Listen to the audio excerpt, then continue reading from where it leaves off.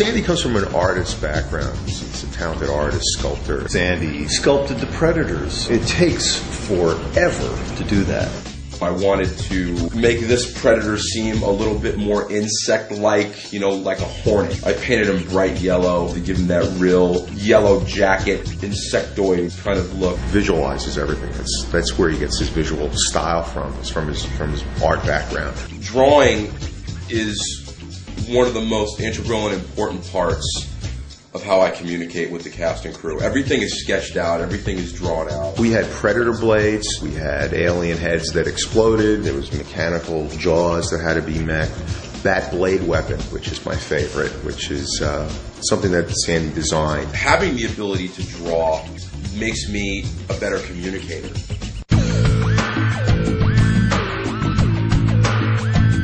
I'm a big fan of the animated series, and people always say, yeah, that's great, but you can't bring that type of comic book art that Alex Ross look into reality, and we did it. I think it's the best Batman look yet. Sandy nailed it in terms of concept, because whenever you bring a book or a comic book to screen, there are certain conceptions that go along with it. It's a comic book come to life for the first time. You actually get a good sense it is Batman. Sandy has so much passion for what he did.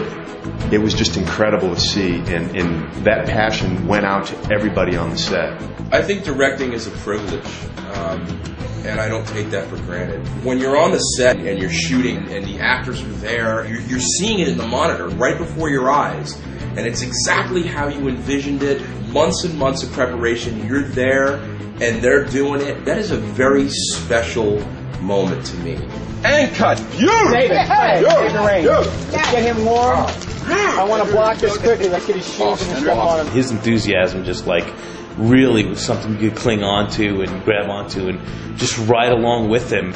And you had Simon, who was kind of the steady, even guy throughout the whole thing. And actually, to see Simon on the set, you almost thought he was a PA because he was doing absolutely everything. You wouldn't think he was an executive producer. There was so little crew. I did wind up building the rain towers and a lot of the creature stuff. Simon is actually the guy that's nuts, not me. Because he's the one who, after I say what I want to do, and it's Batman, and it's Predator, and it's all these effects, and it's all this stuff, and I have $30,000 to make this picture, he's the guy that says, okay. So, to me, that's somebody who's more out of their mind than I am. But he and Darren pulled it off. Everything I wanted was there, and it really came together. It was really a great experience. Working with Sandy just made everything jive and a lot easier. His knowledge of the subject matter and his knowledge of the camera, his experience, and it all worked real great.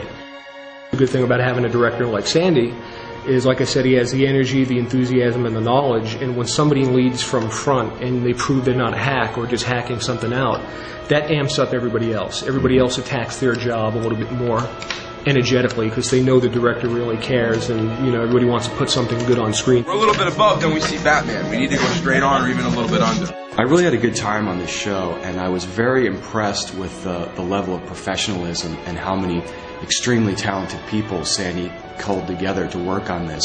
If there's one thing I learned very early in my career working with Stan Winston, he told me that the biggest key to his success in this industry was that he always surrounded himself with very talented people. With everyone's help, we made a great project. It's phenomenal. It was an overall fun experience, except for the freezing cold rain. Get you, Sandy. The sun comes up and it's the last day of shooting and everybody's gone. It's like, well, this kind of sucks. It's all over. And then once it's gone, it's like, come on, let's do a sequel. I'm never glad it's over. I always want it to go on. I wish it was a feature. All in all, the experience was just amazing, absolutely incredible. The people that worked on it, from the PAs to Sandy to everyone in between, were just very passionate about the film because they are all true hardcore Batman fans. The dedication of all of these people coming together made this something very special. There's moments in the evolution of any art form that redefine the boundaries of what's possible in that particular medium. And I think this film is one of those moments.